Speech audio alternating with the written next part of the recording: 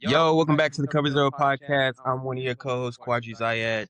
This is my other co-host, Jelani Zayad. And NFL Week 9, man, it's midway through the NFL season. We just passed the trade deadline. We recording this on Tuesday night, so the trade deadline just ended today at 4. Um, we halfway through the season. Hopefully, we got some type of gauge on like where teams are, who the contenders, who the pretenders. I know who the real contenders is. I know who the real contenders is. I ain't No, gonna lie to you. Ain't that right, Jelani? no. Ain't that right? No. Hater. Nigga ain't gonna flex his team, even though y'all beat the Colts this week. I don't even who cares? Who cares? Y'all suck. But all right. We gonna get to that though. But anyways, how you doing today, Jelani? I'm doing good, man. A lot of good trade stuff happening today. A lot of surprising teams that made some big moves. Some teams surprisingly did make a move during this little thing, but good week overall for football. Cute. Yeah. Before we get into our normal NFL recap, we're gonna talk about a little bit of the moves that like the big ones that happened at the trade deadline. Yeah. Um So first, we're gonna talk about the Sauce Gardner trade. He got traded to the Colts for 2 first-round picks and Donnie Mitchell. I feel this is a win-win for both teams. First on with the Jets. They got a lot of draft capital now. We're gonna talk about the Quentin Williams trade later, but there's got been a lot of draft capital, and the rebuild is really about to start. With the Colts, I feel like this is another major piece with the DB room because I know it's getting a little bit injury prone. But even so, Sauce hasn't been at the level he's been for the last 2 years, like his first 2 years in his rookie year, but he is still a good corner. I feel like he could uplift his play because he's with a better team and just a better system. But overall, I think it's a win-win for both teams. Quadri, how you feel about this trade? yeah, man, I feel like it's a win-win for both teams, but I really like the aggressiveness by the Colts, going to go get a player like Sauce Gardner that, fills that hole that you have in your defense. Like their biggest hole was their secondary. And now that, Sauce Gardner's an all-pro. So, that completely fills that hole already that they have in their secondary. And I know Sauce, like some people have mixed opinions on Sauce. Like he's a little too physical sometimes. He, his play might have regressed a little bit, but like he's still an all pro corner. And going into a system like the Colts have and playing around players like the Colts already have, it'll help. When you play around good players on defense, it makes your whole defense better. And it makes that one player able to play better, especially somebody like a corner. If you can get pass rush, if you can if your linebackers are doing their jobs, the DB's job, it makes the DB's job extremely easier. And that's just, yeah. I like the aggressiveness by the Colts because they going into this week they were 7-1, now they're 7-2, but they trying to make a run at it. They feel like they got a good enough team to make a run at it, and I like the aggressiveness. But for the Jets, they got they got a perfect package that they could have gotten, like 2 first-round picks and a player. That's pretty much like maximizing Sauce's trade value at that time. If you can't compete right now, you just don't want to keep getting great draft capital out of that is also great for the Jets. So it was a good move by the Jets too. Win-win for sure. Yeah, start with another Jet star. Quentin Williams is now on Dallas. I think that trade it was a first-round pick in 2027 and a second-round pick in In 26. 2026, and Najee Smith. This is a good pickup for the Cowboys because their run defense is awful. With him and Kenny Clark in the middle, I feel like that can set the tone for the dominance in the run game. But even so, I think the biggest problem for Dallas anyway is still their secondary. Their secondary is not good. They paid DeRon Bland, and DeRon Bland's not doing good. Trevor Diggs is injury prone. But it's really just their secondary. I thought they might try to go for Minka in the because they need secondary really safety help. But yeah, they fix their front seven, but I still think the biggest problem is the secondary and didn't fix that problem. But that's how we feel about the trade. And just again, just another big one. Feeling like a good draft capital, they can really have this rebuild for the next couple years. Quadri?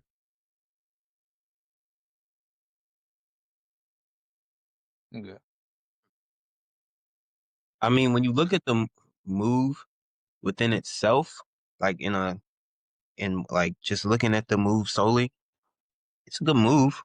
Quentin Williams is a great player, also an all-pro player. And yeah, I mean the Cowboys' run defense is bad. They got a good run player, a run defender. But like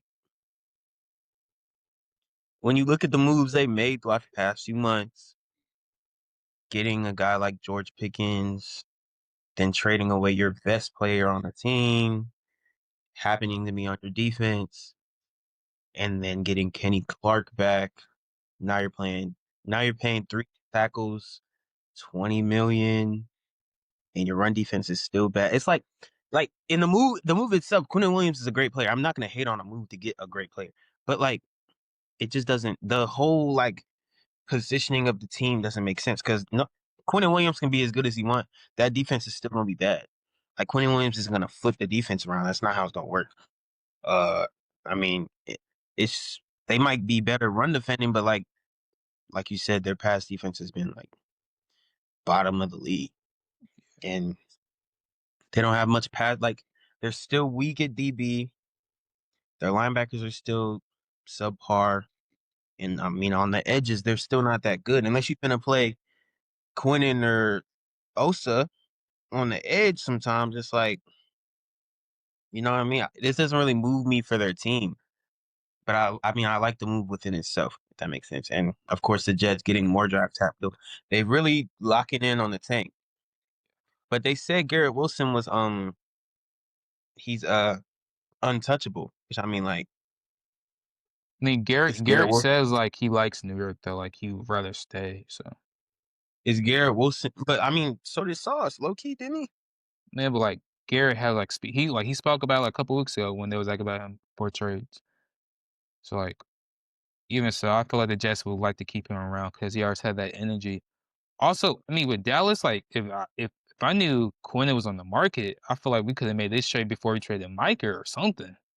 Like if I or maybe I think they got that first round pick off of the Dell after for the Michael trade, but even so, like if I knew if our problem was run defense at the beginning of the year, I was like, I mean, I know you got Ken Clark, but if Quentin Williams is on the market or Jerry Jones eyes, I feel like we should have got them. We should have got it before they traded Micah, but that's either here or there. Another trade, not a big trade, but the Seattle Seahawks got Rashid Shaheed. Quadri, The start this one biggest off. trade. Sorry, The biggest trade. how you feel about that trade, Q? I like it. I feel like it's a low risk, high reward trade. I mean, like if Rashid Shaheed is a deep threat, and I feel like maybe the biggest problem on our team outside of like consistency at some positions of the offensive line is who's going to consistently be that two behind JSN. Because JSN has like ascended to be this one. So it's like Cooper Kupp, he's injury prone sometimes. Like, and Cooper Kupp, he's getting up there in age. Torrey Horton had a good game last week. We're going to get to that. But who's really going to like ascend and end up being that two? And I feel like I'm not saying Rashid Shaheed is going to ascend and be that two, but he gives us more of a of a more of a dimensional offense. Yeah. So where it's not like because Cooper Kupp and JSN aren't the same receiver, but like JSN is like a true one. Cooper Kupp is like one of those guys that like can just like get open in the slot. Corey Horton could be that deep threat, but he's a rookie. So it's like now we actually have a solidified deep threat. And I actually, that's a really good move for us, I feel like. I mean the Saints were selling. The Saints didn't really get much draft. Like they got a fourth and a fifth, I think. Yeah. Which honestly seems like a little bit much. I thought we the fourth and a fifth. I was like, I thought we gave up like a sixth or something. I know they was seeking like a third for him, so that was kind of surprising. 'Cause I remember a couple of days ago, there was like teams are like they won a third. The Saints won a third out of them, but I mean they got 2 picks out of it. So. But they tripping. A third? Didn't they wanted a third for Brees Hall. Yeah. Talking about a third for Rashid Shaheed. I mean Rashid Shaheed, a great help player. Welcome to the Hawk, man. Welcome to the 12, bro. Yeah. Welcome to the 12. We back, man. Thinking too, we back, man. So the Best next team in the league. Huh? No. But the next not the big trade, but the next good trade that was on my radar was Jacoby Myers to the Jags. I think he went for a fourth and a sixth, somewhere around those lines. I feel like this is a good move for the Jags. Get some more wide receiver depth, but like even so, like they're having good enough wide receiver depth in my personal opinion with Brian Thomas. I forgot the other two receivers. No, Demonte Brown. Then this other receiver, I forgot, but he's been getting a lot of targets. Even Travis Hunter. So it's, I mean, I understand because Travis Hunter just got hurt. So like until Hunter gets back, Jacoby and BTJ, I feel that'd be a good duo. But like now, well, like when Travis Hunter gets back, or is it gonna be more focused on the defensive side of the ball? Just because like now they got a lot of wide receiver depth. You never know. But whoever Travis Hunter get back, I think get back like 4 weeks. So Q, how you feel about the trade? I mean, it doesn't really move me much. I mean, if it's aggressive, I feel like if the Jags feel like they have a good team, I mean, it's, you know, I feel like this would have made more sense if they were like thinking about moving off BTJ, but I mean, we know they kept him. So I'm not this trade doesn't really like click in my head. Like it makes sense. It's aggressive, but like it doesn't click for me. It's like, okay, y'all got Jacoby Myers. Why? You know, because the Raiders are a bad team and they're selling, and y'all need weapons. Y'all don't really need weapons. Y'all have pretty good weapons. Yeah. So I mean, it's alright. I don't really care for it. Now, all those most important trades that happened this Tuesday. Now we're gonna get to our Week 9 recap, starting with the Thursday night football game, Baltimore versus the Miami Dolphins. Lamar game was back. I'm gonna start this one off, man. It's great to see Lamar back in the lineup. That first half, he like I was still kind of like, how's his hamstring? Is he gonna be mobile? How will his performance be? And you can tell like he said like kind of hesitant with it. I mean, yeah, he's a runner, like how Lamar plays, like with his hamstring, but he still had a good passing first half. But really in that second half, really that third quarter showed, like, okay, Lamar is back. Hey, get back in groove. And like Derrick Henry has some good runs too. Mark Andrews is back useful. Isaiah Likely got back useful in the lineup too. Everybody's on the opposite side has been was playing great when Lamar is there. And Lamar, he just a great weapon to have, arguably, if not the best quarterback in this league. So it's always happy to have Lamar back in the lineup.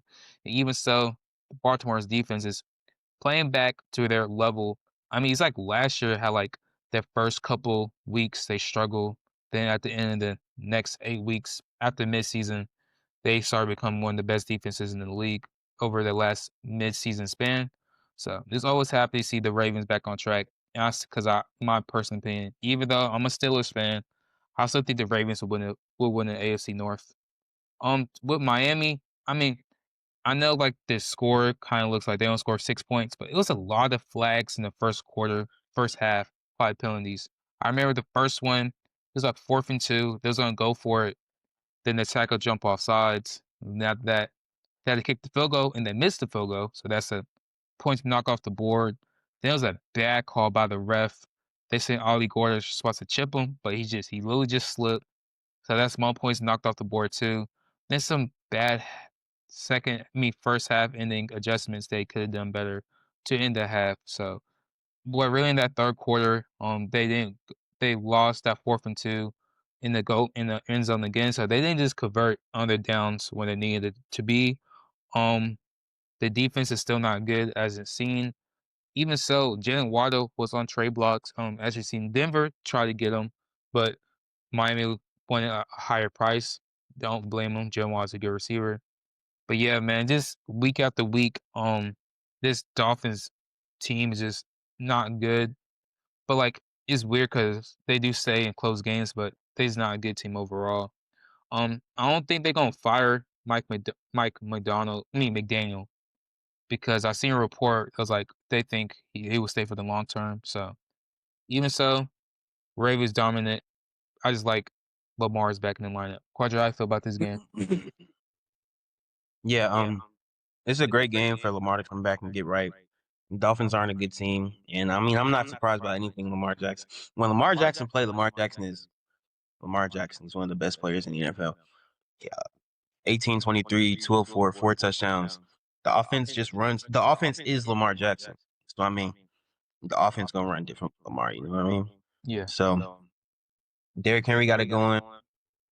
He was able to distribute to a whole bunch of different receivers. I think he hit 8 or 9. Yeah, he got like 9 different people involved. And that defense was able to. It's a good game for them to come back and get right too. They played good last week against the Bears, and they played good this week too against the Dolphins. So, shout out the Ravens.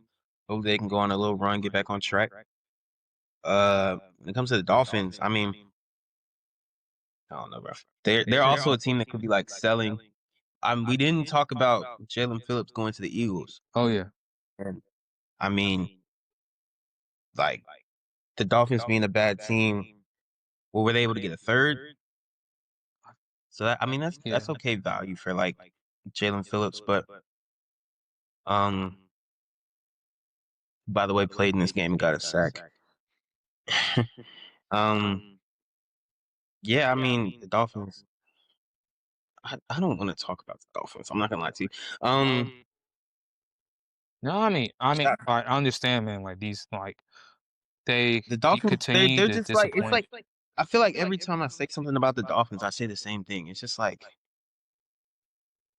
what are we doing? Like it's except for last week when they beat the Falcons, but I mean like I really I don't the Dolphins are just the Dolphins, bro. Like I wasn't surprised by anything that happened in that game.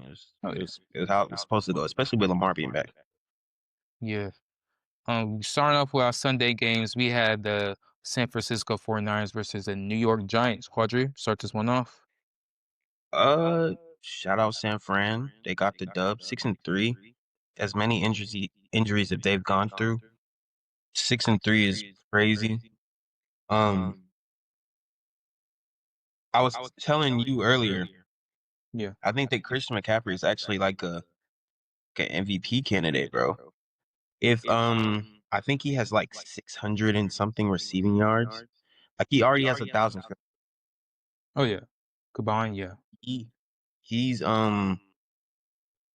carrying this team. I'm not gonna lie. He might get 1,000 again. No, like, he's on pace to do it. Yeah. He's Yeah, on. he's probably gonna get 1,000 again. I won't be surprised if he had like not 12 and 12, because that'd be ridiculous. He might have like 1,100 receiving yards Yeah, based like on. he has like 600 something. Like I saw the list of like leading receivers in the NFL. He's like in the top 10, isn't he? Yeah. He's a top 10. He's a top 10 receiver here, running back. So it's like I don't know, man. What he's been able to do for this team, coming off that injury last year. There's a lot of candidates for comeback player of the year, by the way. Oh yeah. CMC coming off that injury last year.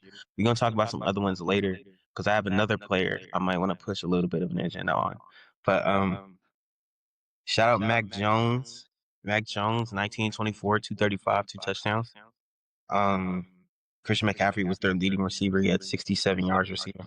Yeah, CMC and Kyle Shanahan is probably the leader for Coach of the Year too, maybe behind like Shane Steichen, because of what he's been able to do with so much less. His defense has just been so injury prone. Tatum Bethune had 16 tackles. Oh my goodness!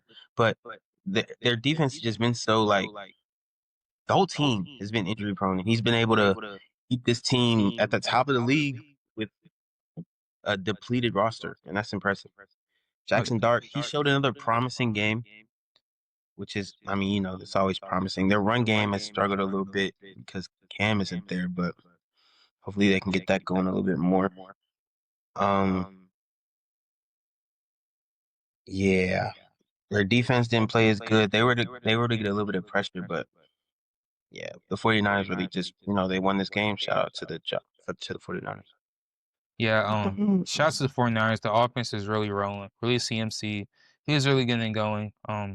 Also, I think Ricky Pearsall's coming back next week, so that's some more help. And maybe Brock Purdy too. He's questionable. Yeah, that's turf toe. But even so, CMC is really carrying the Do you load of start this Brock Purdy? offense. Hmm? Would you start Brock Purdy? He getting home. I don't know. I'm about to say he getting paid 40 mil, but Kyle Murray just got benched. So, but even so, like Brock Purdy has shown like winning offense though. So like, I feel like there's no reason they should do it. But But do I you still cut feel the like momentum? hmm? You cut the momentum that Mac has. I feel like Brock will be doing the same thing. Like I think Mac and Brock is the same type of quarterback. So like even so, I feel like whoever Kyle Shanahan goes with, I'm happy with. But I feel like he'll pay his $40 million man over Mac Jones. But that's just me. Anything can happen. But yeah, but CMC has really been putting this offense on his back. Even after George Kittle is back in the lineup, he's still doing his thing. Jawan Jennings had a pretty decent game, had a touchdown. On the defense is still holding its own with all the injuries with Fred Warner and Nick Bosa. Surprised they make they really don't need to make no trades because they all just hurt. So like I wouldn't really put all the coins in with everybody's hurt. So and after that, with the Giants, it's really just that was fighting, I'll say. That was had a good fight in them, but even so, there's really not much you can really do because Cam Skabu's out, Malik Neighbors out. Defense still up pretty couple big plays. I remember at before middle of the fourth quarter, San Francisco's averaging 6 yards a carry. Whoever the one on the ground. Brian Robinson had a good game. Shout out to Brian Robinson. After that, the Giants defense really didn't have a good game. That's really all to say about that game. Starting with the next game, we have the Los Angeles Chargers versus the Tennessee Titans. This is a game that the Chargers should win. They should have won by more, but the Titans defense and their punt team did good. They had a pick six. There wasn't a punt return too for a touchdown. So their special teams defense really set the tone. But Herbert got back in, locked in, had a good game. Cam Ward, I know this is his rookie year, but with his defense and his special teams help him this much, he's got to play better. That's here or there. But nothing I can really say about the Titans. Surprised they ain't trade Jeffrey Simmons, but I know he's hurt. They really got no pieces. Tony Pollard, but who really wants Tony Pollard right now? So nothing really on the Titans. But on the Chargers side, I still like the tight end Goldson. He's been week by week, he's been progressing week by week. Read the AFC West, all got good tight ends right now. Evan Ingram, Kelsey, Bowers, and Gaddison. I don't know what the AFC West, but there's love contributing with the tight ends. I think Omari Hampton does come back next week too, off of IR. So that's good for the Chargers. Just nothing much to say because this is a game that they should win. So, Q, how you feel about this game? Yeah. The Chargers should have won this game. They probably should have won by more, but like you said, the Titans defense and special teams kept them in it, especially in the beginning. I know Joe Alt went back out again with an injury. I really feel like Joe Alt is the engine that runs this whole offense, this whole scheme, bro. When they don't have Joe Alt, their offense looks mediocre almost. But now you can also attribute that to their lack of run game, Omarion Hampton being out, receivers not stepping up sometimes, I guess. But when Joe Alt be out, they don't produce as much as they should. Their offense just doesn't flow the same. They traded for Trevor Penning though, the Saints. They did. They did. That is a great pickup. Hopefully that helps them, especially on that right side. And hopefully Joe Alt is okay. He comes back healthy. But Justin Herbert did his normal Justin Herbert thing. He did throw that one interception, which was kind of costly, but they were fine. They won the game. Shout out to Gasson II. He's been playing out of his mind lately. The Chargers defense. When did they get Odafe Owe? I'm thinking when they take him from the Ravens. Free agency. That would have pissed me off. If I would have known that. I probably should have known that. But they were to get a lot of pressure. They had 5 sacks. Shout out to the Chargers defense. Cam Moore needs some help, bro. I don't know what they finna do. Cam Moore need help. I mean, he's a rookie, so I'm not really like. If he's struggling, he's a rookie. I'm not really having. I Yeah, didn't have high expectations him coming into the season. It's like just but that rebuilding. brother support, he got none. Shout out to the Chargers. Yeah. Next game, we got a NFC North rival game. We got the Minnesota Vikings versus the Detroit Lions. Quadra, you can start this one off. Hey man, where the JJ McCarthy hitters at, bro? Ain't that you, Start it off, man. I don't care. bro? JJ played a really good game, bro. In an offense like this with Kevin O'Connell and somebody like that at the helm, who's literally the quarterback whisperer, Sam Darnold, Daniel Jones. Like he been doing it with like mediocrity. So like you don't think he can bring a young quarterback, a young prospect, and like kind of like coach him up to be something decent for the team that they need?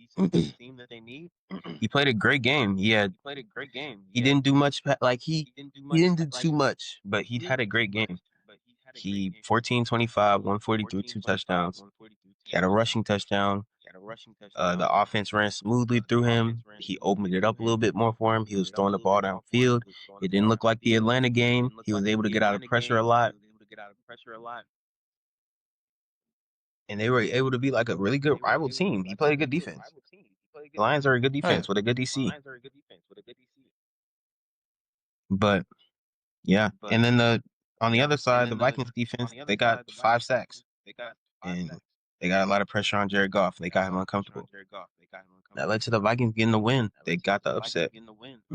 As for the Lions, I mean, did Jahmyr Gibbs get hurt? Or did he just not get the ball like that?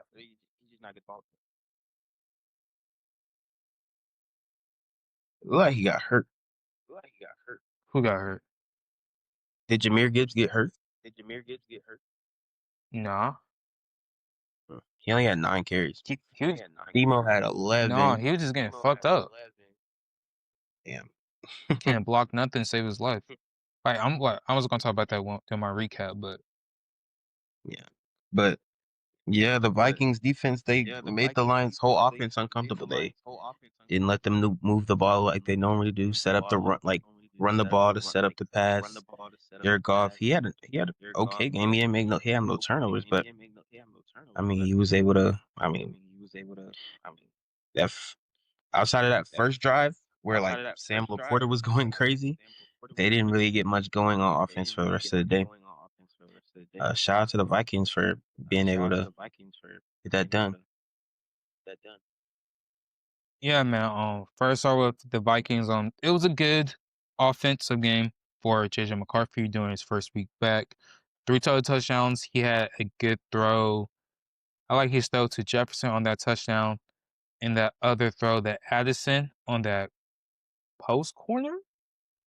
Then he had another one, like it was 3rd down, needed to make a play, threw a nice ball for that to end the game. So I like that, but by JJ McCarthy. Then with the Vikings defense, they had a good game plan. They made Jahmyr Gibbs block. They just keep us sitting 5 to 6 and making Jahmyr Gibbs just to pick up a man. And Jahmyr could not do that all night. Jared Goff is getting pressured because basically the linebacker just running through Jahmyr Gibbs' face, and that's how he was off balance and nothing really happened.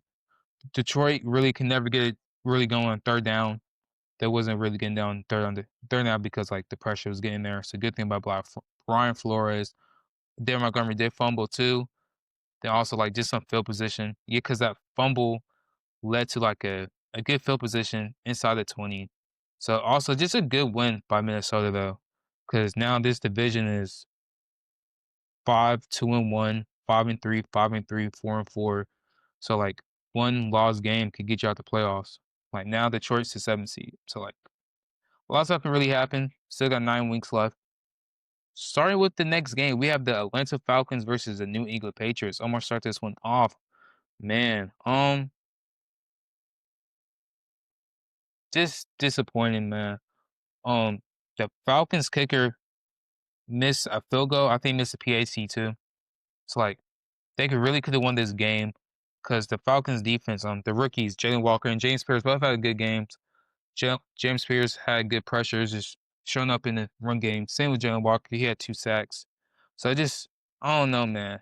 The Falcons has a lot of great talent, but you can say coaching, Raheem Morris, his offense coordinators. I mean, I feel like, but still, New England is a good team though. So like, this is like they could have won this game, but the kicker missed that PAT and the field goal.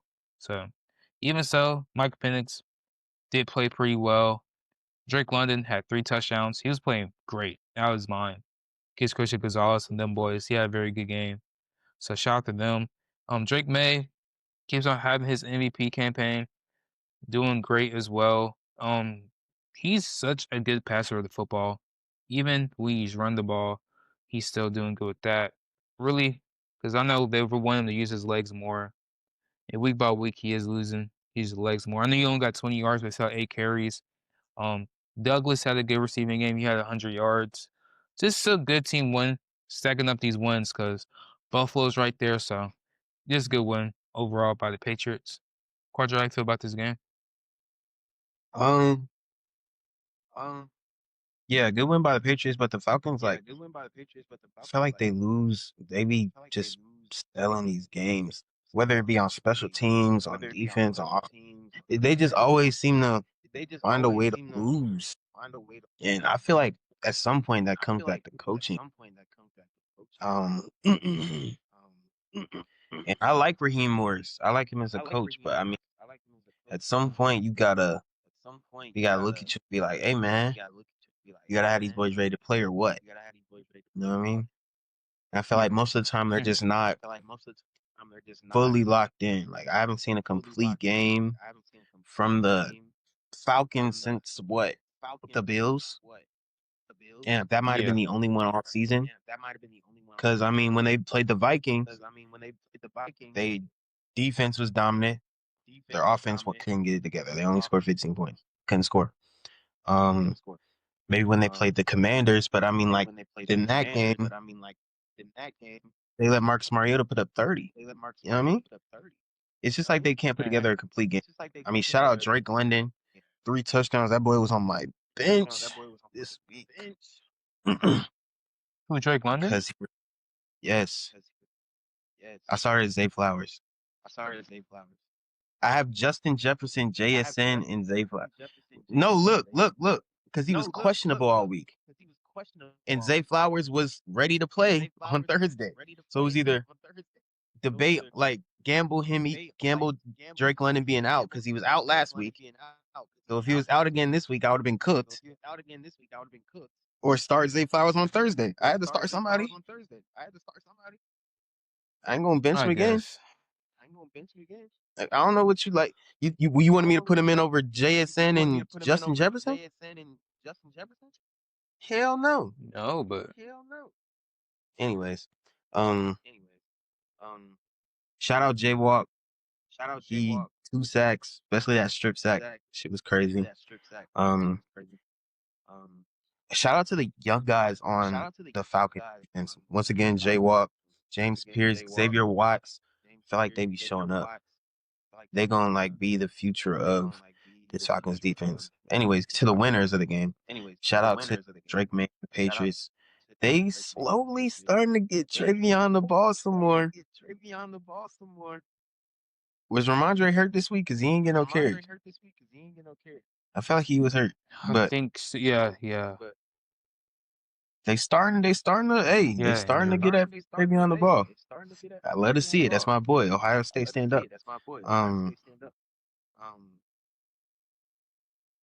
Yeah, I mean Drake May. I'm not the biggest advocate of this Drake May MVP. Let's pump our brakes and calm he's not down. like a candidate.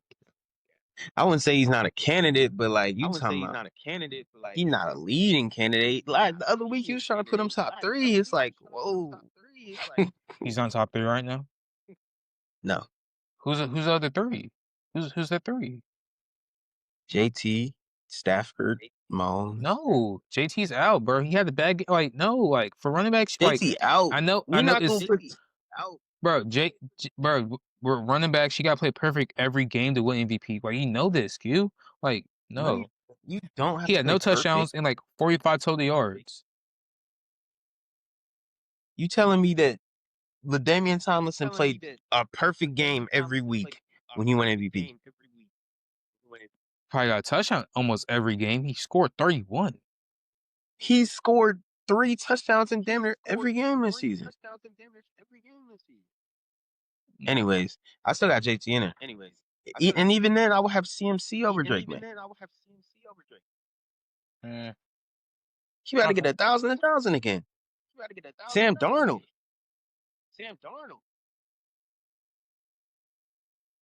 Cut it out, bro. But I'm not the biggest on the MVP train, but he is playing great in his second year. The Patriots got them one for sure. But I don't know about MVP. And he didn't have the best game today either. 1929. He had a great game. But you acting like he just like he 4 touchdowns, no picks. But yeah, shout out to Patriots. Shout out Drake, man. Yeah, man. So next, is my team. We got the Indianapolis Colts versus the Pittsburgh Steelers. First thing I'm gonna say, Maya playing some defense. You finally playing like the defense is supposed to be.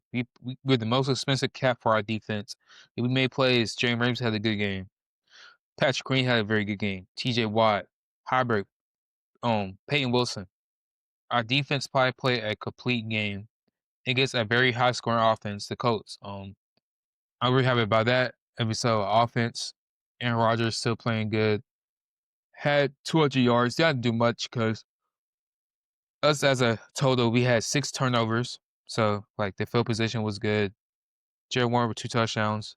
I was like how we was maintaining Dan Jones. Now to the Colts. What I said earlier, even like you can kind of use this for Sam Darnold, but I feel like Darnold is kind of past his tier because what I've seen. But like when the running game is not as successful, or when you get down early, are you willing to stay in shotgun and really just drive your team down the field, get points on the board, get your team back in game while just not having a very good running day? And as you see, Dan Jones has struggled. Yes, they did make some big trades for Sauce, but even so, I'll say this: like, if they go to the Super Bowl, if they make a deep playoff run, is mostly like is because of Dan Jones. But even like if they don't make a good playoff run and lose in the first round or just divisional round, because like they had the 1 seed, it's also because of Dan Jones. Like this team goes as far as Dan Jones takes it. So as what we've seen, there's 2 losses. He had struggled, but even so, the big thing out of this I got was the Steelers stepped up and finally that they did. And second off, how consistent Dan Jones would be on these last 8 games of the season. So that's all. Chief, how you feel about this week? I mean, yeah, bro, you're never gonna win a game when you have sticks take turnovers. What you said? Yep. Yep. He threw 3 6 picks. turnovers. Did he fumble all 3 times? Because I saw 2 strip sacks. I think JT fumbled once. Toast. I was just calling Brad MVP. He over here fumbled. But you're never gonna win a game where you have 6 turnovers, bro. You don't really ever want to see Daniel Jones throw the ball 50 times. That's not the game plan. The game plan has always been establish the run, play action pass. Daniel Jones make good decisions with the football. When you're not making when you can't run the ball and you can't like set up the pass with the run, and Daniel Jones isn't making good decisions as that year, he's just not gonna win that game. I'm not gonna lie to you. At some point this game got ugly. It was 27-10, right? Like it was like, oh, they started it to was come money back. We for a dime. fumbled like a dumbass, but Yeah. I mean, shout out to the Steelers defense for finally playing how they should be playing all season. They got vets. They got star players. T.J. Watt finally showing up and shit. Huh.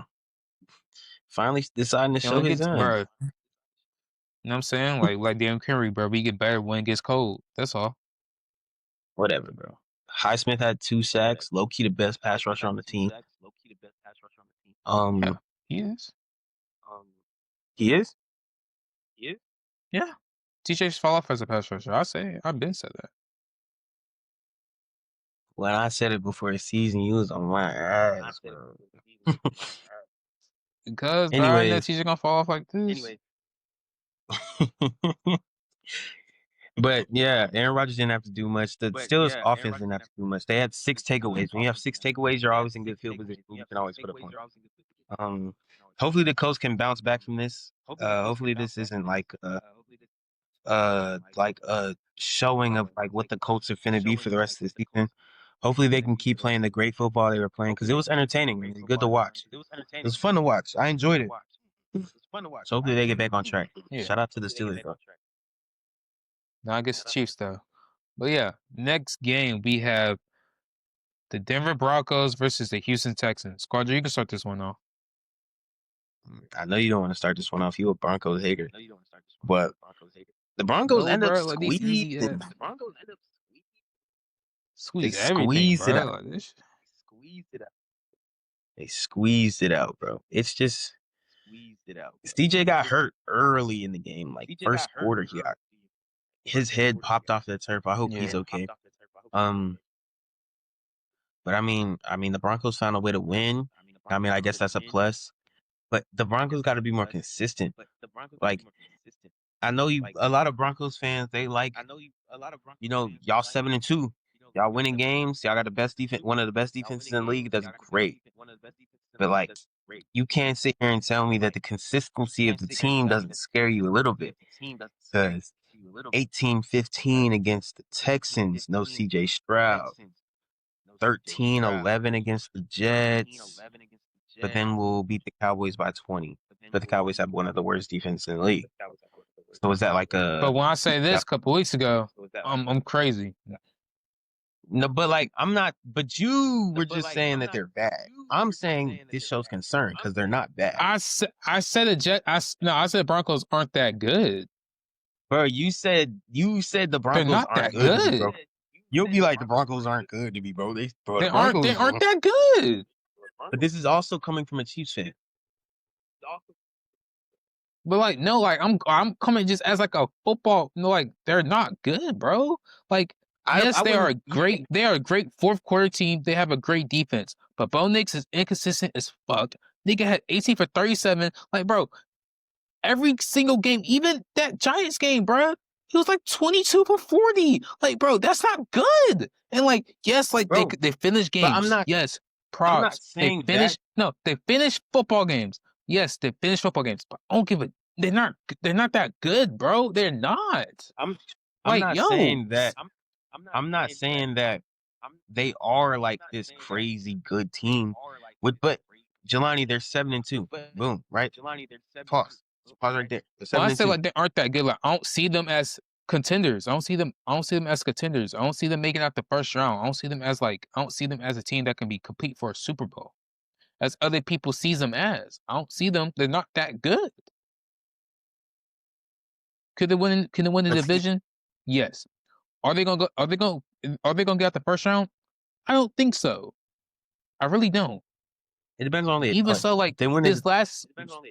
This who, bro? If they win, if they like the third seed, because you got the Colts in New England, I feel or the Bills. So 5, 6, and 7 could be the Bills or the Patriots, the Ravens, the Chargers, or the Chiefs. Nigga, they ain't beating neither of them niggas. I'm gonna keep it a beam. They're not. They can't be. They could beat the Chargers. None of those teams. They could beat the Chargers and they could beat the Patriots. I think they could beat both of those teams. I think they could beat the Chargers and the Patriots. And low-key the Ravens. The Ravens aren't good. The Ravens are 3-5. Keep the Ravens out of the playoffs until they make it. But I'm going to say Anyways, back to the game. Back to the Broncos. The Broncos, there is some concern there, but like I need more consistency out of Bo Nix because Bo Nix isn't a bad quarterback. He's just not consistent. He needs to consistently make good decisions, consistently make these throws, consistently because he has the talent. He has all the talent in the world, low key. He just has Yeah. to consistently do it. Their run game has to be consistent. Their receivers have to be consistent. Everybody just needs to be consistent. They're not consistent. Their defense is consistent. And I feel like that's already a foundation to a good team. So I feel like they are a good team. Their offense just needs to be consistent. And that's the problem with them. I hope Yeah. CJ Stroud's okay.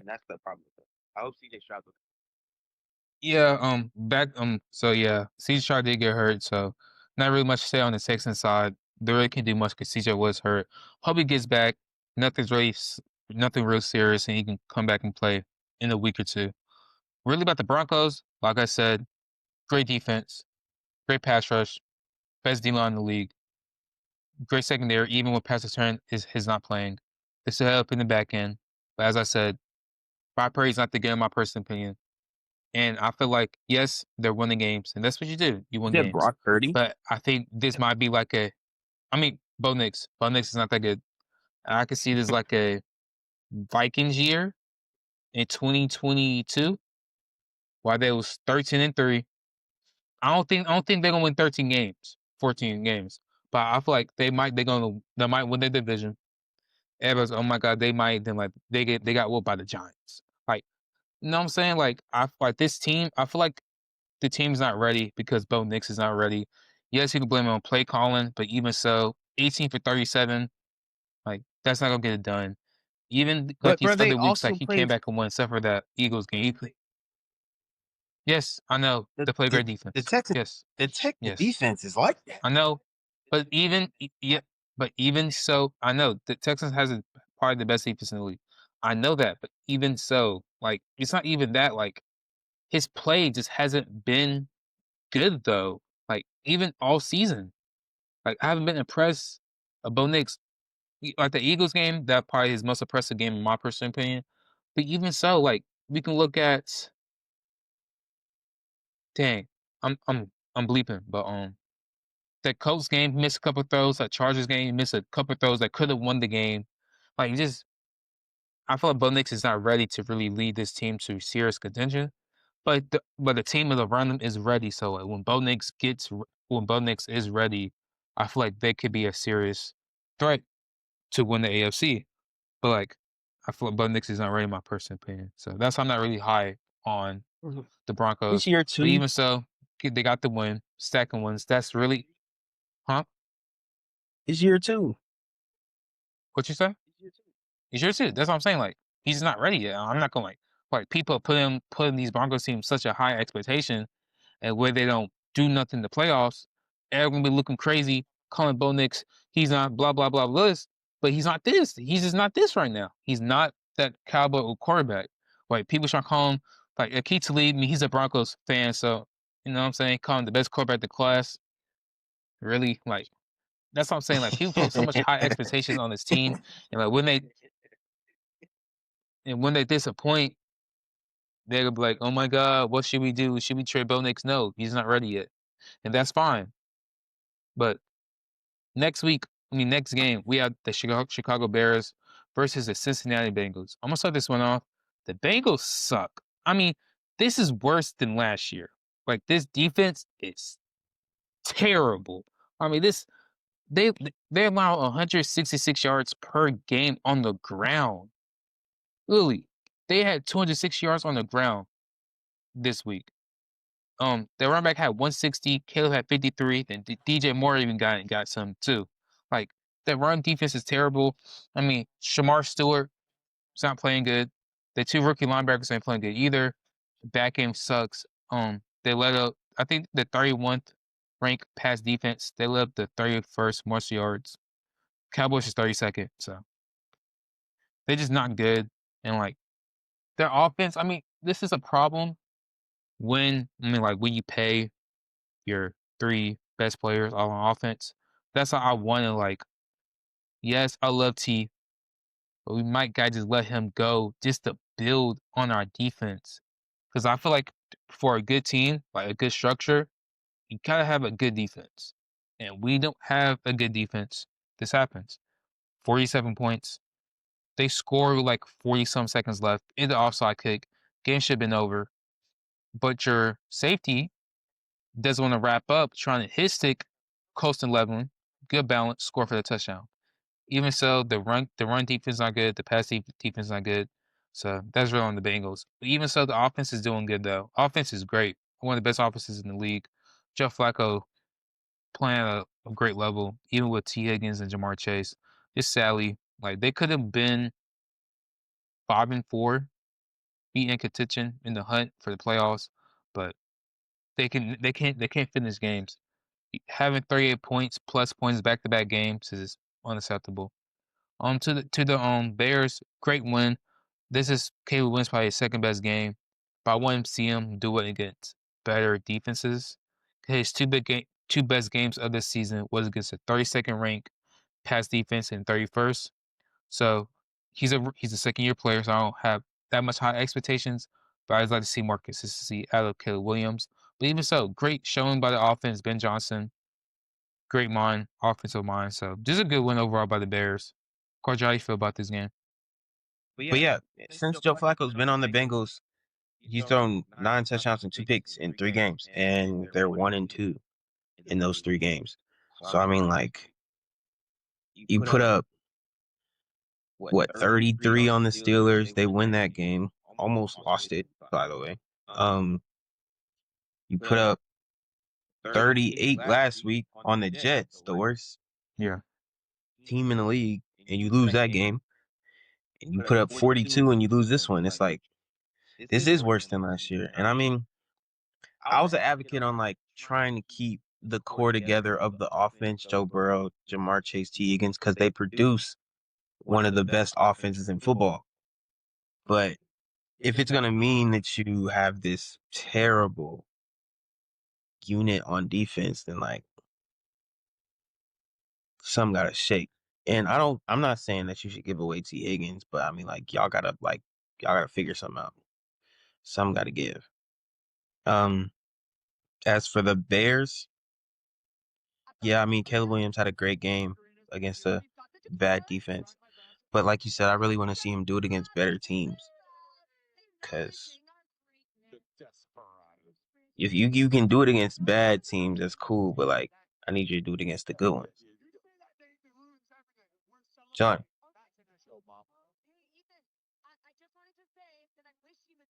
John,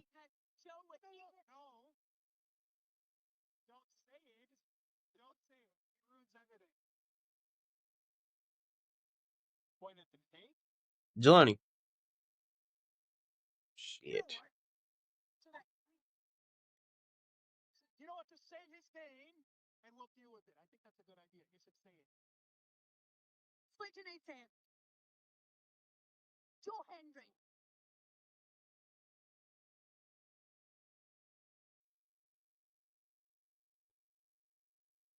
Is it good now?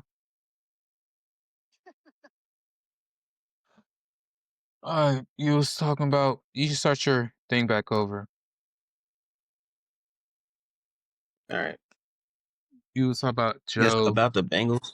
Yeah, you was talking about how Joe offense his first 3 games. Then you was talking about how you was Yeah. okay about with the keeping the offense, but if the defense is that bad. But Yeah. start that over. Joe Flacco's thrown 9 touchdowns and 2 picks over his last 2 games, and they're 1-2 in that span. So I mean, like, you scoring 30 plus every game, and then you score 39, oh, not 39, 38 and 42, and you lose both of those games. It's just like, ooh, some got to give, some got to shake. And I was one of the guys who was advocating for them to keep T. Higgins, Jamar Chase, and Joe Burrow together, but because they produce one of the best offenses in the league, it doesn't matter.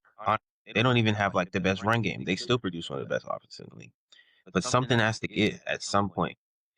Something has to be done about the defense giving up 47 points. Their shit, like, they've consistently over the last few weeks given up 30 plus. It's like,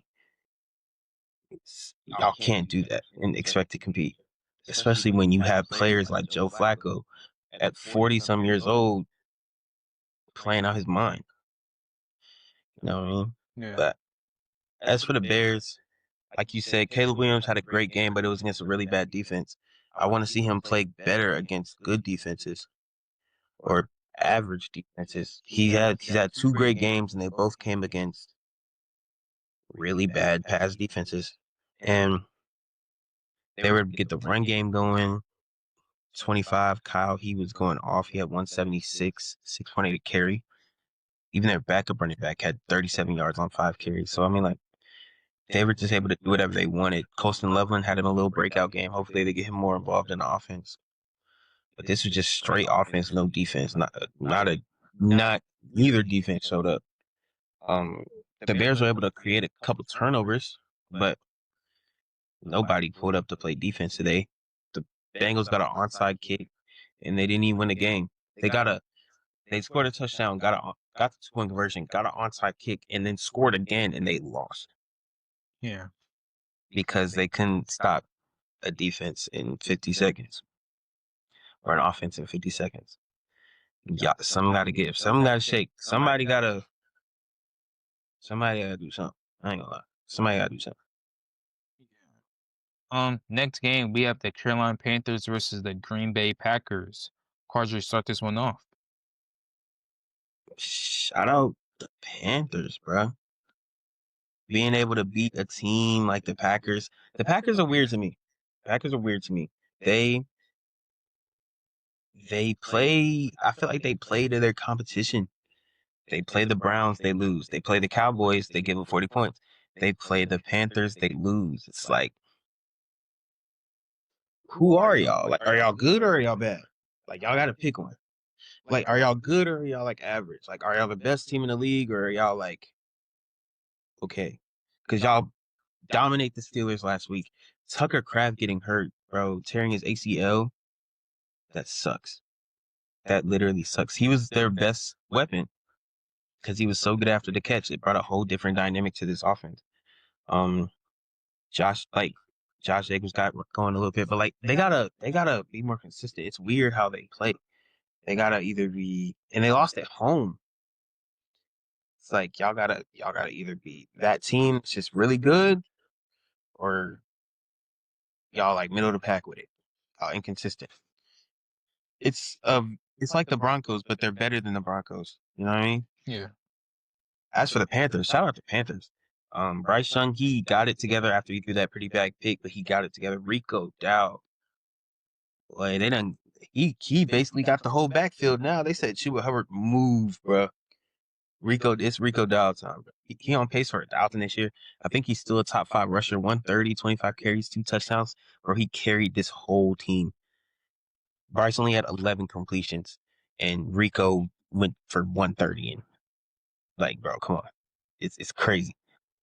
He yeah, man. Shout out to the Panthers defense. This is what I want to push. Is Derek Brown a DPOY candidate, bro? No. I think you can make a case for him to be a candidate. He's not a leader, but like, What's the candidate? Top 3? I mean, according to you, Drake May is a candidate, and he's somewhere in I think Drake May top 3. you tripping. But I feel like Derek Brown can be like in the conversation. Like if he's a nominee, he's a candidate. So and there's usually like 5. Is he like 5-ish? Miles, Benito, Micah. Yeah, I can have him. Leonard Williams.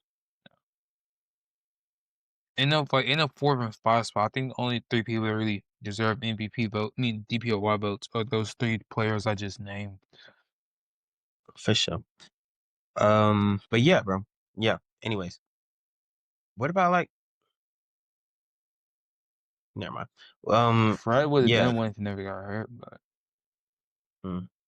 Derek Brown, he's low-key turned this whole defense around from last year. They were the worst defense in the league last year. They're almost like they're kind of reaching middle of the pack, top 10-ish numbers this year. They stopped the run now, and Derek Brown is completely in the middle of that. And that's what I was saying. Like, he's another candidate for comeback player of the year. Derek Brown, we got a Dak Prescott, we got Aiden Hutchinson, we got Christian McCaffrey. It's like we got a lot of people who just like came back this year and have like made their presence known that they weren't here last year. You know, Yeah. even like couldn't I don't know. I feel like Joe Flacco could low-key get something like that because like he wasn't hurt, but like he's going crazy and like it's like a comeback. You know what I mean? Nah. Anyways, Just got better weapons. shout out the Panthers, bro. What an upset. Ryan Fitzgerald drilling the kick at the end. Way to get them down there. Great run by Rico Dow to set them up in field goal range. Shout out to Panthers, man. They 5-4. They're above 500. We from North Carolina, by the way. If the people watching don't know this, we from the NC. Like, we might not be Panthers fans, but like, hey, I'm always gonna root for the Panthers. Oh yeah. The Panthers are good. I'm gonna be happy if the Panthers are good. So like, shout out to Panthers. And like I said at the beginning of the season, I have the Panthers at a 7 seed. Quadri thought I was crazy. Bro, like, they're still not gonna make it. Who's the 7? You know how many good teams are in the NFC right now? So you think the Bears? No. Look, Bro, no, cause listen, cause I think San Francisco is gonna fall off. you said they're 6-3, Jelani. They're finna get too many healthy. You injuries. just said that. I feel like they're gonna lose like the next. I can see them losing the next 4 for the next 6 games. Like I can see that happening. Like And they'll the make it as like a Panthers shock. And the Panthers finna what? So I got. Listen, I got the NFC West. I got Seattle and the Rams. 2 out of the NFC North. I got Green Bay, and I got in Detroit. That's 4. Then you got the Eagles, and you got Tampa. Then that 7th spot can either go to Chicago, the Panthers, San Francisco. I think San Francisco will fall off a cliff. The team that is least likely to go to is the Panthers. They haven't played the Saints yet either, so that's an easy 2. I feel like they'll split with the Bucks. They're gonna beat Seattle. Big by the Bucks. Let me look at their playoff. Yeah, they got the Saints next week. Then they got the Falcons. Then they got San Francisco. I think they can beat San Francisco. You think they're gonna split with the Falcons? They already beat the Falcons. Yeah, I said that they might split with the Falcons, but still, I feel like they can beat the Saints.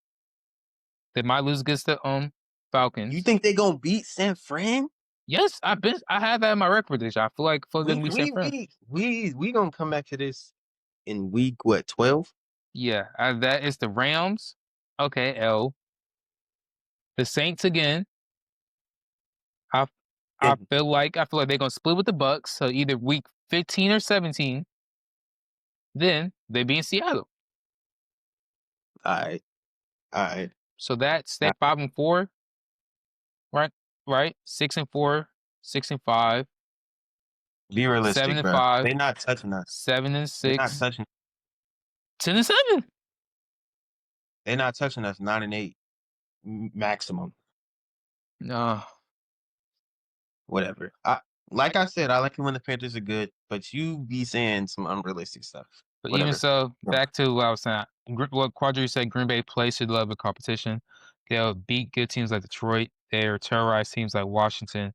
They beat teams like Pittsburgh. They show their offensive powers. But they play to the level of competition, like the Browns, almost losing against the Cardinals and the Panthers. Jordan Love is very weird to play his worst game. Like those picks was terrible. Like he just lobbed that shit. He lobbed that shit up there. Bro, it was like 3 people over there. Yeah, and it wasn't even that. Even that 4th and 8. I don't know why we going for it on 4th and 8. But even so, should cook the 3. He threw that thing up on the opposite side. They could have been pick six. Dude just dropped the ball. Like Yeah. two very bad plays by Jordan Love. But even so, I still have them as one of the NFC favorites. But they just gotta be consistent because they play to the level or above the level go against good teams, but bad teams they don't play to the level. So that's just something to watch. Plus Tucker Craft towards ACL, so depends how that passing game will start going. With the Panthers, as I said, I'm always high on the Panthers. Bryce Young is really I feel like Bryce Young is the glue of the team, man. That's how I feel. As we've seen, Buffalo, he didn't play. Defense didn't look the same. Offense looked terrible. Bryce Young in the system, I feel like everything just glues in. Rico Dow probably should have most of the carries by now. I love what Chubb Hubbard did for over the last few years, but it raps, bro. You like David Montgomery now. You're gonna get like 10 touches. All Bro, due respect. don't disrespect Demo. All Don't right, disrespect Justice Demo. Hill, some. But even so, like Rico, like this team, when Rico's in the game, they just a better offense. Also, Rico has good receiving back stuff with him, so I feel like we should keep Rico in the lineup. Even so, the defense is one of the best run defenses in the league. Their pass defense on some days can be very good. It is a very very young team. I know I said they could make the 7th seed, but I feel like after what I just told y'all, that's 10-7. Like Seattle's gonna be rough, but they beat Green Bay. Rough. We blowing them out. No. In Carolina, 30. Wait till we get to my Seattle game, bro. y'all play them. Y'all play I don't them care where we 2 play 'em. days after Christmas. No, I don't care where we play them. We could play them. We could play them. We could play them in their backyard. All right. Wait till I get to my Seattle game. all right. Next game, we got the Saints versus the Rams. Not much to say about the Saints. They're not a good team. Talasha did play. He showed a little bit of decisive potential, but even so, the Rams is a very better team. Back to the Rams. Nobody talks about Stafford, but Stafford's playing as probably one of the best quarterbacks in football. Should be in the MVP conversation. There's a lot of great players playing great football, so I know his name's kind of gets not mentioned because all these other good young talents. But Matthew Stafford playing at a great level. Even Puka's back in the lineup. Puka made some big impact. Um, Blake Corum, he had a very good game too. I know he was playing very touches with Kyron Williams. So that 1-2 punch is good. Devontae Adams, playing the league, top 10 wide receiver all time. And right now, he's playing up to the great level. And Puka's back. This defense is playing good too, man. Mayan Forbes is playing up to his potential. As I said, I think the Rams will win the NFC, man. I feel like they're the team. I feel like they can beat the Eagles. I feel like they've had the formula to beat the Eagles for the last two times they play each other. But still, they got to work on the field goal team because they did Saints block a field goal or PAT either or. So if they do fix that, I feel like the Rams can win the NFC. Quadri, Fam, what? Stafford got 21 touchdowns and 2 picks. Yes, I told you. Play in the league. Oh my goodness, bro. Bro, they schedule Lucky Man Cupcake. I promise you, most of these teams playing these soft ass niggas. I mean, you know what I'm saying? I'm low key hating, but like they schedule Loki Man Cupcake. I'm hating. But like, damn, why they so good? We good too though. So I ain't worried. But anyways, I might split. I feel like shout out to the think we gonna split, but then you think we gonna lose to the Panthers. Whatever. Shout out to the Rams, bro. Matthew Stafford, he's playing at an MVP level. He's probably the MVP of the NFL right now. 4 touchdowns, no picks, 281, 24, 32. Insane. Their running game got going. Kyron Williams is playing on elite. This is a great game for them to come off the what? Didn't they have a bye last week? Come off the bye and play the Saints. Complete get right game. Puka's back, and he looks like Puka. 95 yards, 7 receptions, 1 touchdown. Tay Adams. He even played like I think he only played like 2 quarters because I know he messed up his chest. He was questionable, but that like No, he can't. He went back in, but like he didn't play as much as he could have. Tay Adams just been scoring OD touchdowns. Man, I don't know what's wrong with him. He needs to calm down. We don't need Rodgers. He needs to calm down. Do this shit with anybody, nigga. We don't need I Rodgers. wish we would have got us like a mean number 2. I wish we would have went to the Saints and got Chris Olave just to even the playing. Just to even the playing field with the Rams. That's not Devontae Adams. Jason? Because we got the best receiver in the division. Nah, don't do that bullshit. Let me chill. I mean, at the moment, but let me chill. No, not in the damn moment, nigga. No. Tyler Shuck in his first start played ain't played bad. I mean, he didn't play good. But what you expect? I don't know what I expect. I didn't really expect much, but yeah, man, the Rams have the Rams do have the formula to beat the Eagles. They got a good defense, good pass rush, young defense. They can get pressure on Jalen Hurts. This is probably the teams to beat. The NFC is crazy. The NFC is nuts. Yeah. It's so crazy right now, bro. Like, realistically, you can name 5. You can name 5 contenders. Yeah. 5. The Rams. Really 4. Wait, no. We couldn't have 5 because I don't think the Bucks are real contenders. They're too injury prone. But you got the Rams, Detroit, the Eagles, Detroit, Packers, Seahawks. That's 5. And then if you say the Bucks, that's 6. Anyways, bro. I hate niggas. Anyways, you go to the next game. Yeah, next game we have the Jaguars versus the Raiders. Quadra, start this one off. This is a battle of mid. Gino had 4 touchdowns. He finally looked like a quarterback, I guess. Brock Bowers. Yeah, Brock Bowers was probably the reason for a lot of that. He had 12 catches for 127 and 3 tugs. Bro was going stupid. Yeah, what a good game by Brock, but it wasn't enough to overdo the Jaguars. Trevor really didn't do anything. I mean, he ran the ball, got 2 rushing touchdowns, but I mean, he didn't do anything passing much. Parker Washington was the guy you were talking about earlier? Yeah. He played a good game, 8 catches, 90 yards. He by far led the team in catches, and he by far led the team in yards. BTJ, hopefully he can get it going, bro.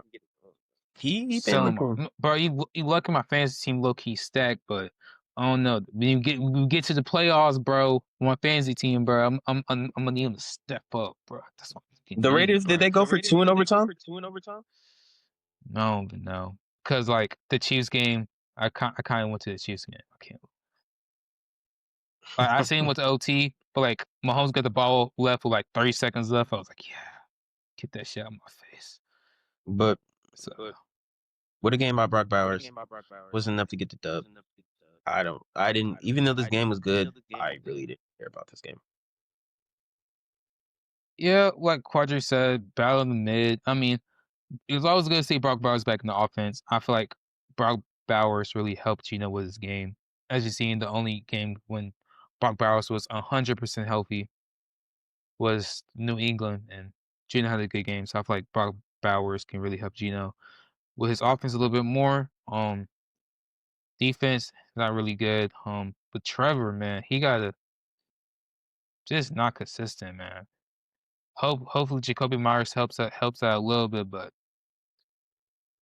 he hasn't been that good. Cam Little, 68-yard field goal. Shout out to him. Has the record. So Brandon Aubrey really tried to tie that next day. Jesus. But yeah, Cam. He didn't get it? No, I thought Brandon would be the one to break it. No, he was like wide left. He had enough leg on it, but it was just wide left. But with Cam's was like right there. He was like, he's got to kick the straight line in a dome. Like he had like that could have been like if it was like from 70, he would. I mean, he kick one in the preseason, of course, but he could have a little bit more. But that's just a great record by him. Just also a good win by the Jags. Jacoby Myers really gonna help this offense. I feel like helps Trevor Lawrence. That's so much I got to say about that game. Next game, we got the Kansas City Chiefs versus the Buffalo Bills. I'm gonna start this one off because I'm the Chiefs fan when I'm a Steeler fan, but it's okay. But You and Mahomes fan. I would say, yeah, I'm a Mahomes fan. Or I'm gonna be like so honest, like pass rush, like that's how like you maintain these great quarterbacks, like the Josh Allens, like the Patrick Mahomes, like the Lamar Jacksons. You maintain them by you can if you could win before, it's like it helps so much. Cause like for example, when Lamar went against Detroit, got back there before, let people drop back. Lamar just looking had like 7 sacks on him. Against Atlanta, get pressure, contain the pocket, not having like just stay in your rush lanes, rush as a group. See what happened with Josh Allen. He had back game against Atlanta, and as you can see, Joey Bosa had a good game. The whole D line just had a good game too. Like just keep Mahomes in the pocket and make sure you have your rush lanes because Mahomes loves using his legs. Even so, they might rush for 3, or they might do like a gap scheme and like stunt. And like Mahomes think he can roll out, then a spy just comes out of nowhere. So it's a good rushing game plan by Mahomes.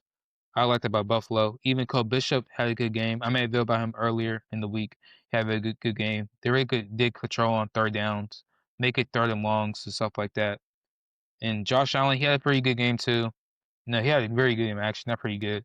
He had like 80% completion percentage. But no, Buffalo, they always get done in the regular season. You know what I'm saying? They always do it. You know what I'm saying? Like, even when I had the Chiefs, I kind of just knew. I was like, yeah, he probably gonna lose this game. But when it's to be honest, I feel like we're gonna see them again. Divisional. I think we'll see them in the divisional. We all put all the pieces to the table. You know who I got. Man, I don't care about the regular season. I'm good. We play calm. I mean, our 4 losses, the Bills, we played the Chargers, and we played the Eagles and the Jags. But all like 3 other 4 teams are very good. But like if they make it to the playoffs, like, I'm not worried. Like we got the bye week, come bounce on for row. But yeah, when they make the playoffs, ain't nobody. I don't care about no Colts. I don't care about no Denver. I don't care about no Buffalo. Boy, I only care about no Philly, nigga. Wins 1-5. Bro, I'm putting on the pieces to the table. What? This poker, I'm winning every time. But Quadra, your turn. You lost last year. I mean, bro. Also, Josh Simmons did not play. He didn't play for the last 3 weeks. I know something with personal issues, but like Joey Bosa was killing our left tackle all game. Please just after this bye week, bro. I hope he back for Denver. That's all I'm saying. All right, I'm good. That boy 15 to 34. Yeah, Bruh, like, the pass Patrick rush is getting to Mahomes, him. bro. Patrick Mahomes got me 9 points. Johnny. I lost my fantasy league by 4 points, fam. I don't know I why had you didn't start. no shut up. Should 'Cause, start Caleb. Should start Caleb. Bro with Caleb. Bro, it's Patrick Cincinnati. Mahomes. I benched Cincinnati. Patrick Mahomes. I benched Patrick Mahomes earlier in the season against the Ravens. And he made me sick for that and scored like 35 points. I was like, I'm never benching Patrick Mahomes again. I don't care. Oh, I wanted to bench him this week. I lost by 4 points. I had Patrick Mahomes, who scored 10 points, and JT, who got 7. Yeah, I was like, don't blame Mahomes now. I blame both Blame of JT. Blame JT. no, because I'm done with bro. Anyways, Blame JT. yeah, I mean, like you said, the Bills put on a clinic of how to actually stop a mobile quarterback, and that's you got to get pressure before. You can't blitz. You can't blitz these mobile quarterbacks because you can blitz mobile quarterbacks. You can't blitz the best mobile quarterbacks. You can't blitz. You can't blitz Patrick Mahomes. You can't blitz Josh Allen. You can't blitz Lamar Jackson because they gonna make you pay. You can't blitz Joe Burrow. They know where to throw the ball. If you blitz them from here, we know where to throw the ball too. You know we're too smart. If you can get there with 4, drop off 7, make them actually look through their reads, and then you get there. That's how you beat teams like that. That's how the Buccaneers beat the Chiefs in the Super Bowl. That's how the Eagles beat the Chiefs in the Super Bowl. That's how the low key the Chiefs be beating everybody all the time. They get there with 4, or they call up crazy stunt blitzes and they do all this bullshit. Like you said, that's how the Lions beat the Ravens. That's how the Falcons beat the Bills. That's how you beat elite quarterbacks who can move. You got to get there with 4. But the Bills had a good game overall. Be more center in the camera. Move your camera. They got to get there. The Bills had a good game overall, offense and defense. They were able to get the run game going with James Cook, 114, 27 carries, 23 of 26 from Josh Allen, 273, and 3 total touchdowns. Dalton Kincaid had 100. They just had an overall great game, defense included. Maxwell Harrison, the rookie, this is his second game playing. You got to pick. He looks kind of good. Maybe that can be the difference maker. Maybe they can get their defense on track with that. Because if he's their first round pick, he's a really talented corner. So I like to see what he got for the rest of the season. He hasn't played so far. Josh Allen, 5-1. Gets Mahomes in the regular season. What's that playoff record look like? Boy, I don't care about no regular season, boy. Nobody wants to see my nigga in the offs, bro. That is what it is. I don't care, bro. Bro, if I don't see Joe, I'm not worrying the AFC. If I don't see Joe in there, I'm cooling. I don't care about no Lamar. Bro, I'm being so honest, yo. Like, last year was the only time I was kind of scared for Josh. I'm not scared of Josh no more. No, he can't get the job done when he get the job done. That is what it is. He could beat us in the regular season. Quadri, come on. January, if Chiefs in the playoffs, I dare you go get some. I dare you, nigga. Come at the ass. I dare you, boy. But Quad's about to glaze in a little bit right now. Next game, Sunday Night Football. We got the Seattle Seahawks versus the Washington Commanders without Terry McLaurin. So, Quadri, you can start this one off. Y'all, the Chiefs, bro, he came on a pod last week talking about the Chiefs beating the Commanders with no JD. Bro, I think Quadri, look, that was a little the shortest segment I ever talked about the Chiefs in my life. We put that boy JD we put that boy JD in a blender. I hope he's okay. I hope he's healthy. I wasn't talking about that before he got hurt. Before he got hurt, we had that boy running for his life. That's why he got hurt. He had to run all the fucking time. Nobody was open. He couldn't find nobody. Anyways. But like, good thing. What's up?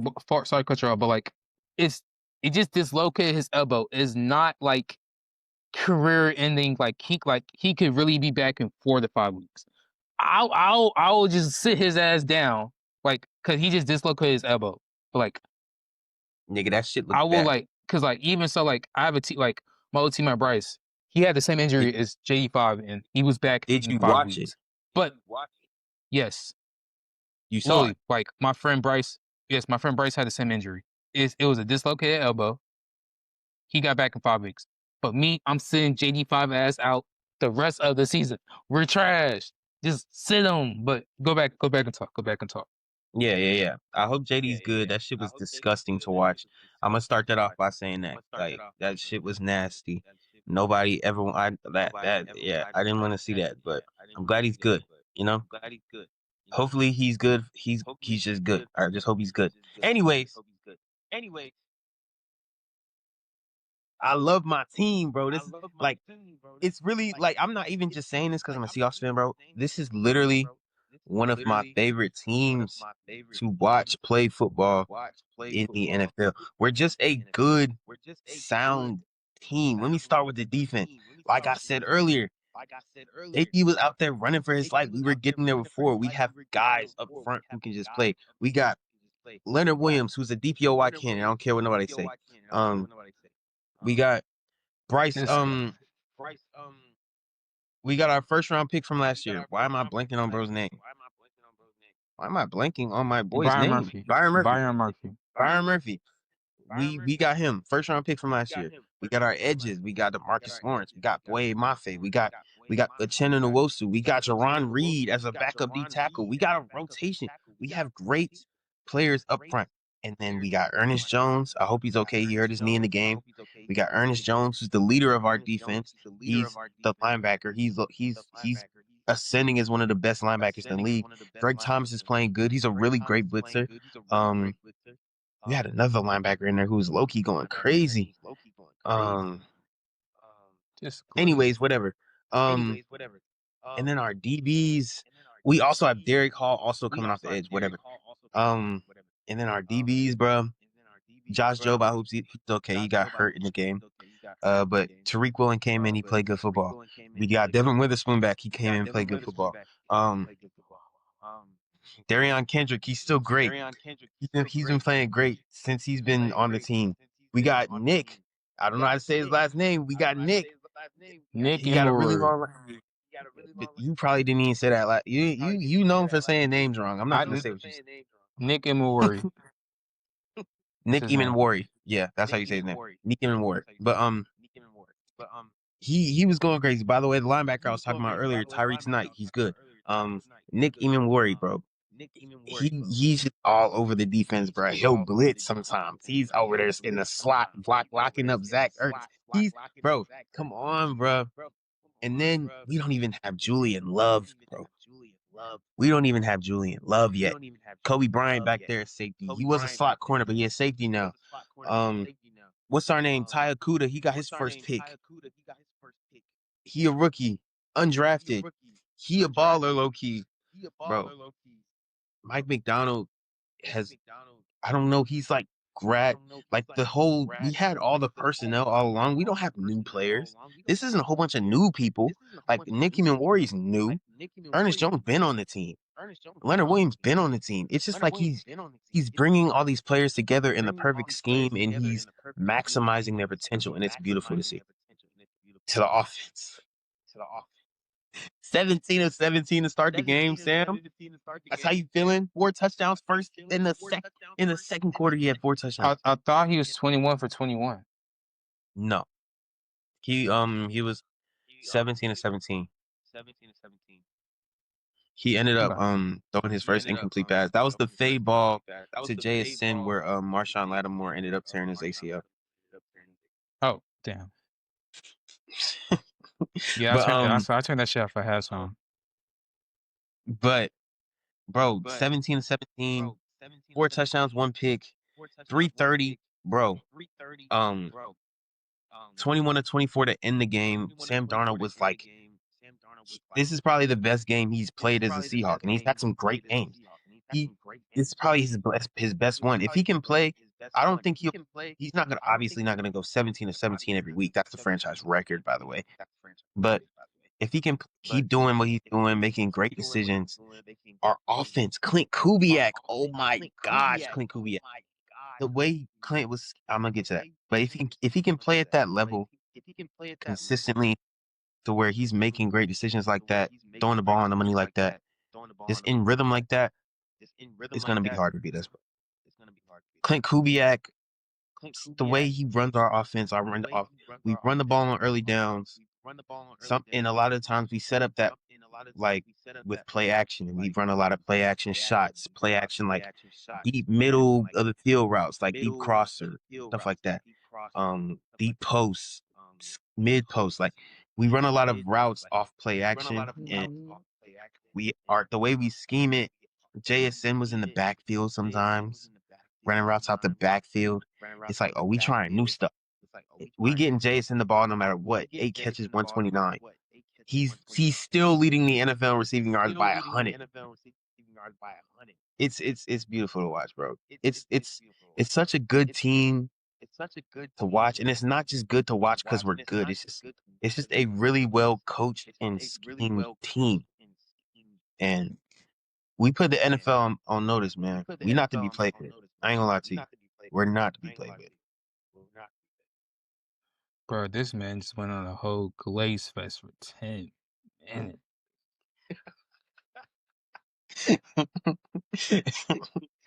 Jeez, bro. Where if your team was as good, you'd be on the team.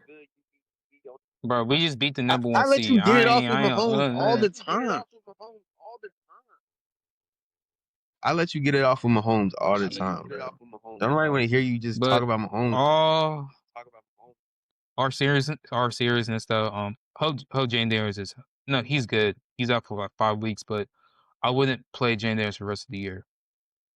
I wouldn't at all. I probably wouldn't play. I wouldn't play Terry. I said Terry. I said Devo. We get a good draft pick. Run that shit back next year. No cap. The season over by Washington. But back to Seattle. Me and Quadri was having this conversation earlier in the day because I just had a thought like, are the Seattle's favorites come out the NFC and we were just stacking up the names? Like I could possibly see them being the 4th best team out of the NFC. And like any given day, they could be any team, any great team in the NFC. But even so, this is not to really say negative stuff about Seattle because this is just a master game plan, master game by Seattle. Sam Darnold was perfect in the first half. No, he's perfect the whole game. I don't care. He had 3 incompletions. Jason had a good game. Kenneth Walker, Shanae, they got the run game going. Thorin is doing good. He had 2 touchdowns. The receiving core looks nice. Now, you add in Rashid, another deep threat. There's more weapons for Sam Darnold's exposal. Just good thing. The offensive line looks good too. So good how they rebuild the offensive line. And Seattle was like known for not having a good offensive line with Russ. So it's a good thing that they have a good offensive line now. And that defense, I said at the beginning of the year because I wasn't high on Seattle. I wasn't at the beginning of the year. And even so, Quadri wasn't this high on Seattle either. I don't care what he's saying now. Nobody expected this. Like, I had them as a 4th seed because I was just a big Kyler fan. But Quadri had them as a 3rd seed. Nobody expected Seattle to be this good. But I did say their defense had potential to be one of the best in the league. And that's what they're doing now. Even so, like, they haven't played, like, the secondary. They haven't played all healthy as a unit. So that is scary. Like, they haven't they don't have all their players back yet. So like we don't even have our best DB. Oh my god! Seeing that is like that's scary. And now Seattle has a pass rush. They have a good front 7. Nick Mulworry, so versatile. Like really, because you're on 4-2-5. That's really 4-3 because he played in the box. He's 6'3", 225. That's another backer. But as you see him going like on screens, going for blocks, running, going with tight end, staying in the slot, like Kyle Hamilton. I'm sorry to cut you off, bro. It was a crazy play in the game. It was in the second half, so you probably didn't see it. There was a crazy play where like they threw a bubble screen to Debo. Somebody tried to block, bruh. He pushes him all the way back, basically into Debo, and wraps up Debo with one arm. It just brings him down for a tackle for loss. I'm like, oh my gosh, Nick is a stud. No, I really love Nick's game. Like, I love how y'all using him because like I ain't like him because South Carolina was using him more as like a deep free safety. But I feel like he wouldn't just develop. Like he wouldn't be ready for that now. But even so, I like Nick Mulworry around the box just because his abilities and how much ground and space he can just cover, and like that's just an extra linebacker in the box. So like he never really out personnel. Like he could be on the field at all times. Even so, with he playing the box now, when Julian Love gets back, you have him and Reed Cody Bryant in the back end. But even Tariq Woolen, he had a good game. And like Tariq was having a good game. So you got Devin Witherspoon is like, I hate to say it, but like, that team's nice. But just good offense by them. A great defensive game. I was high of that defense anyway. Just watch out for Seattle, man. Depends like the NFC is so good. It just depends on matchups. Like if y'all win the division and like y'all the second seed and like the seventh seed might be the Detroit. Like it's like like Detroit, like or like even like if I get Green Bay in the wild card, or y'all get like it just like dang, bro. It's so many good teams. Q, I don't see your face. Oh, never mind. Yeah, it's so many just good Anybody in teams the in the wild NFC. card gonna be tough. But even Anybody in so, the I feel like Seattle, huh? anybody in the NFC in the wild card gonna be tough. Yeah. Cause right now, But bro, it's even so, like I feel like Seattle. Yeah. my fault. My thing is lagging. Like you go ahead. No, you good. Yeah, but even so, like, man, I don't know. All depends on matchups. And Seattle, they can be any team every given night, but the playoffs in the NFC is just crazy. Cause like the highest I can probably be is second. But the lowest, like, I won't be surprised if y'all seventh either. Like, no, I think the lowest y'all could be is 6. 'Cause I think San Francisco's gonna drop out, my personal opinion, as I said. So it just depends how the playoff rankings stack up, but you have a good chance. Now, this Monday night football, we have the Arizona Cardinals versus the Dallas Cowboys. Start this one off. Secondary sucks for Dallas. That's really much I can really say. Secondary is not good at all. They never play a complete game. They never will be. I don't care really about the Logan Wilson or Quinn Williams. That's not the major problem. Because they have instincts, like they have like times like, okay, we can't stop the run. We can maintain the run. The problem is the pass. Like second to 18, you shouldn't they convert like people convert third and longs on Dallas so easily. It's not even funny. And like I love Kyler Murray, but like Yella and Jacoby Brissett just thread needle with y'all. My boy Marvin was killing. Jimmy McBride, like the whole offense is moving. But really, that most really surprised me more is their defense. Boston only made his debut, made big impact. Well, finally, their first round pick, he's playing very good ball. Will Johnson's played some good ball too, man. On CD and George Pickens, not stopping them, but just maintaining them at times. Their defense is very good. Josh Sweat is very good too. Buddy Baker, Mac Wilson, they have a very good defense. NFC has some very good teams. Like I know we look at the Cardinals' schedule, it's like we look at their records, like they only like 3-5. But like the loss against Seattle by 3. They should beat the Titans. They lost to Green Bay by 4. And they lost to the Colts by 4. Like they could easily be like 5-2. Easily. But like stuff just happens. So I was really high on their defense. With the offense of Dallas, man. Fumbles. Ferguson fumbled, Pickens fumbled, Javonte Williams fumbled. Even when they was about to come back in the game, Williams fumbled. That would kind of kill all the momentum. Anyways, Cardinals. It's tough to see that they are benching K1. You know, I don't like the Cardinals. I really don't like K1 either because I'm a Seahawks fan. But you as a football fan, you want to see a quarterback that talented succeed, especially him coming out of college. He was amazing. But hopefully he can find a situation that works for him. But it looks like the offense runs a little bit better or smoother with Jacoby Brissett. That might be part of coaching and stuff. Who knows? But I don't think Kyler's ever really had a premier coaching situation. Like Cliff Kingsbury wasn't the best coach for him. Bro from the Eagles isn't really the best coach for him either. So I mean, Jonathan Gannon. We'll see how that goes for them. But the Cardinals defense showed up. Watson Nolan played really good. Will Johnson played really good, like you said. Denzel Burke had a pick. Calais Campbell and Josh Wood had 2 sacks apiece, so they had 5 sacks total as a team. a good day for the Cardinals offense and defense. Shout out Marvin Harrison. Shout out Jacoby Brissett. But I mean, if this Cowboys offense doesn't produce the way it's been producing earlier in the season with like 30 plus points, then it's going to be hard for the Cowboys to win because they can't really stop much. They had too many turnovers. Like you said, they had a lot of fumbles and Dak threw a pick. So this Cowboys team, they're just in a weird spot, especially after trading for Quentin Williams. I feel like they're in a weird spot where it's just like they're trying to get something built for next year, maybe. But I feel like they time running out. I don't know. They're not gonna like.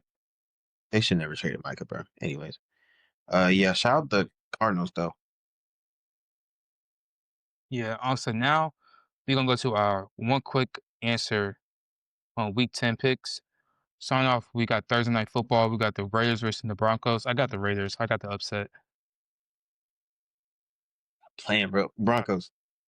Next game, Sunday night, Sunday morning. I think it's in Ireland. We got the Colts versus the Falcons. I got the Colts. I got the Colts bounce back. Yeah. Next game, we have the Cleveland Browns versus New York Jets. This bullshit. Did they just play? No. Oh, that was the Browns and the Dolphins. This is gonna be a terrible game. Browns. Yeah. Saints, Panthers. I got Panthers. Panthers for sure. Patriots, Bucks. That's gonna be a good one. I got Tim. I got Patriots. Ravens, Vikings. I got Ravens. At Minnesota. That's gonna be rough, but I got the Ravens too. Bills, Dolphins. I got Bills. Bills. Giants, Bears. I have Bears. I got the Giants. Upset. Upset alert. Upset Jaguars, alert. Texans. I got Jags. Jags. CJ's out. Cardinals, Seattle. I got the Cardinals. I got Seattle. Let's lock in, bro. Cut it up. Lions, Commanders. I got the Lions. JD5's not playing. I said Lions. Okay. Rams, 49ers. I got the Rams. Yeah. The 49ers won last time. I got the Rams this time. I don't think they'll get swept, even though it is in San Fran. Yeah. Then Sunday night, we have the Steelers versus the Chargers.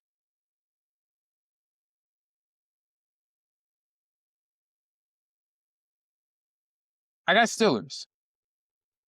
I think y'all put up a great performance against the Colts, but I got the Chargers. Then Monday night, we got the Eagles versus. That can't go be lit. I got Packers, bro. That game gonna be turned. Yeah, bro. I got Packers. You got Packers? The Packers do play up to the comp. And they at home. I got Philly. Yeah, man. So that was the podcast, man. Hopefully you'll like this one. This was a little bit longer. Make sure to hit that like, comment, subscribe button. Me and my brother post daily on our channels. J No Ball, GDN Sports. This might be up on the how late because it's pretty late right now. So I'm probably gonna edit this tomorrow morning. I'm gonna get it out though Wednesday for sure. But thank you for liking this video again, man. Peace.